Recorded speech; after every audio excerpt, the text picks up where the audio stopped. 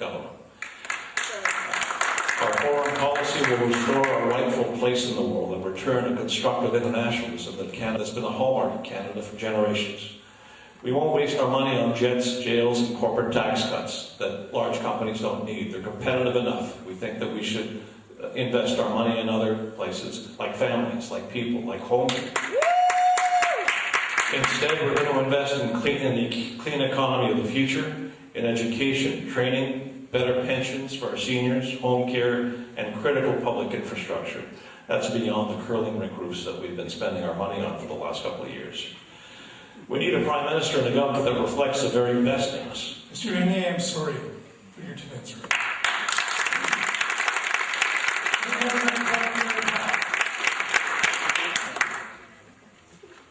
This is all about choice, and it's nice to have a choice. Every time we have an election, we have to make a choice. We choose between the Liberals, and then we complain. Next time we choose the Conservatives, and then we complain.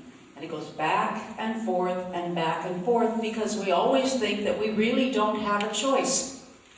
Reminds me a bit of a story that I was told when I was a little kid about the black cats and the white cats. And the little mice had to vote.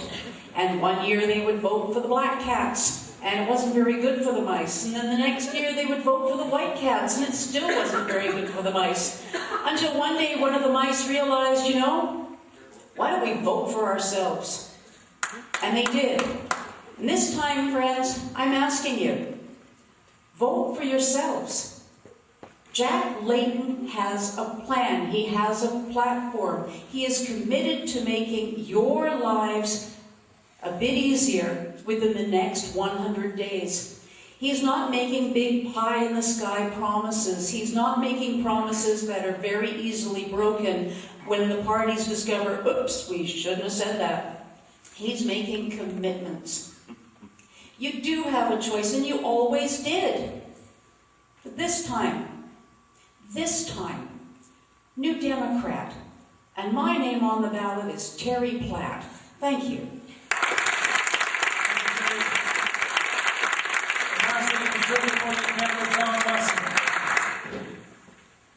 Again, thank you all for being here tonight. We're talking about, on the one hand, the best hockey team in the league, and we're also talking about the best economy in the world, and it's something that we have to be proud of. 480,000 new jobs in a year and a half, 6 straight quarters of economic growth, and unparalleled Pacific Rim engagement, approved destination status from China, and all those free trade agreements. Is there an issue in this election? Well, we've heard about the democracy issue. But this is the government that brought in the most sweeping accountability law in Canadian history. Big influence has been driven out of Canadian politics. The most any individual can contribute is $1,100. Corporates and unions, $0. Lobbyists now have lots of impediments. And yes, we have taken back our democracy. Personally, I have been honored to be in public life for some 6 years. I've been here in this riding, in this part of the riding so many times, just in the last few weeks, and like Terry in Lund today, where I saw her. This is a magnificent part of a magnificent riding. We have done really well here, and we've done it as a team. We need to build on the unity that is so typical of this community. We need to build on working together. We're in Brooks Academy. We need to build for the youth. We need to bring the jobs here. We need to make sure the economy and the environment are not against one another, but are working together.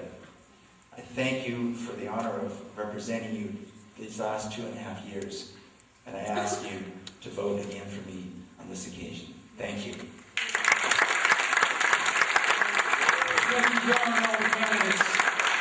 We're at that point of the evening where the candidates will be set up outside, and you can have your chance at them, everybody, and bend their ear or continue to bend their ear if you choose. And on behalf of the Chamber of Commerce and the school district, I'd like to thank you for coming. But before you go, you running up the stairs, yes, you, I'd like to tell you a little story. We haven't had a story. Well, we have lots of stories. We haven't had this story yet.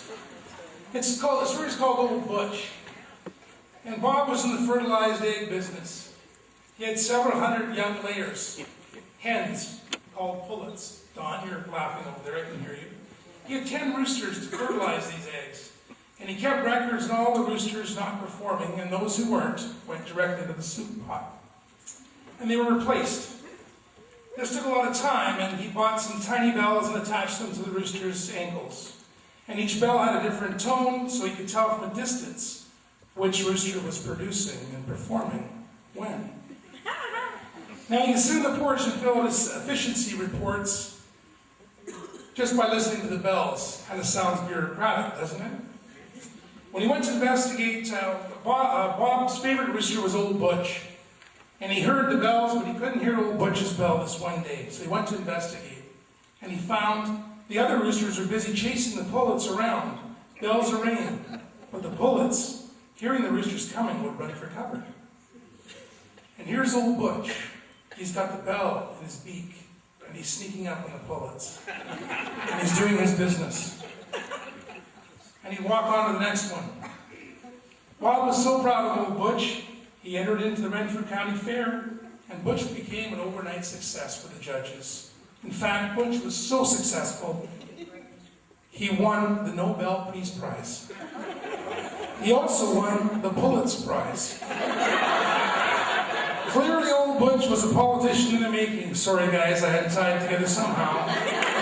Who else but a politician could figure out how to win 2 of the most coveted awards in the world by being sneaking up on unsuspecting populace and servicing them when they weren't paying attention. Ladies and gentlemen, May 2nd is your votes. Vote carefully this year. The bells are not always audible.